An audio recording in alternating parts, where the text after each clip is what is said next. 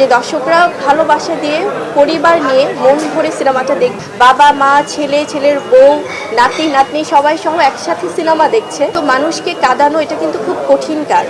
একদম ছোট বাচ্চা থেকে শুরু করে 80 বয়সের বয়সর্ধ যারা আছেন, যারা আমাদের সিনিয়র সিটিজেন, যেটা মানে আপনি বলছিলেন, এই মানুষগুলো যে হলে ফিরেছে, তারা যে পরিবার সহ একদম সবাই হাজব্যান্ড ওয়াইফ মানে বাবা মা ছেলে ছেলের বউ নাতি নাতনি সবাই সহ একসাথে সিনেমা দেখছে, এটা আমাদের বাংলা চলচ্চিত্রের জন্য যেমন খুব পজিটিভ, তেমনি পরবর্তী কাজের জন্য অনেক বড় চ্যালেঞ্জ। কারণ আমার মনে হয় যে প্রত্যেকটি গল্পই তো আলাদা, কিন্তু মানুষকে কাঁদানো এটা কিন্তু খুব কঠিন কাজ।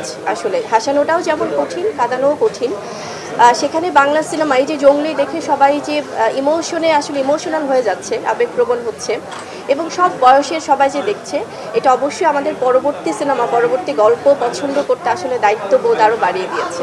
স্পেশালি এই ঈদগুলো যখন আমরা ঈদের আগে তো আমরা প্রিপারেশন নিচ্ছিলাম, আমাদের পুরো জঙ্গলি টিম সহ সবাই যখন আমাদের আছে না একটা প্ল্যানিং বা সব কিছু যখন ছিল, তখন আমরা ভাবছিলাম যে আমাদের সেই বিশ্বাসের জায়গাটা ছিল অবশ্যই, কারণ আমাদের গল্প সুন্দর, আমাদের মেকিং ভালো হয়েছে, আমাদের ডিরেক্টর টিম থেকে শুরু করে আমাদের পুরো জঙ্গলি টিম, তারা দিনরাত এতটা পরিশ্রম করেছে আমরা সবাই।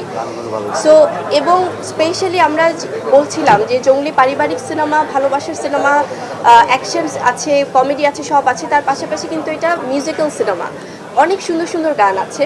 সো বিশ্বাসের জায়গাটা ছিল দর্শক দেখবে, কিন্তু এতটা ভালোবাসা দিবে সেটা আসলে আমরাও খুব অভিভূত। আর এই যে দর্শকরা বের হয়ে, কারণ একটা সিনেমার প্রচার তো আমরা শিল্পী হিসেবে অবশ্যই করি, আমাদের টিম থেকে করে, কিন্তু বড় প্রচারটাই হয় কিন্তু দর্শকদের মুখ থেকে। তো তারা যখন বের হয়ে দেখছে এবং বলছে, অন্যদেরকে উৎসাহিত করছে যে এই সিনেমাটা সবাই এসে দেখুন, সেভাবে কিন্তু আমাদের শোজ দ্বিগুণ হয়েছে। সামনের সপ্তাহে আমাদের আরও 20-30টি হল যুক্ত হচ্ছে। সো এটা কিন্তু হয়েছে শুধুমাত্র দর্শকদের ভালো লাগা থেকেই, ভালোবাসা থেকেই। এটা আমার মনে হয় যে আসলে এই যে উৎসাহ দেওয়া, দর্শকরা যে বের হয়ে বলছে সবাইকে দেখতে, এটাই আসলে একটা সিনেমার জন্য বড় অ্যাচিভমেন্ট।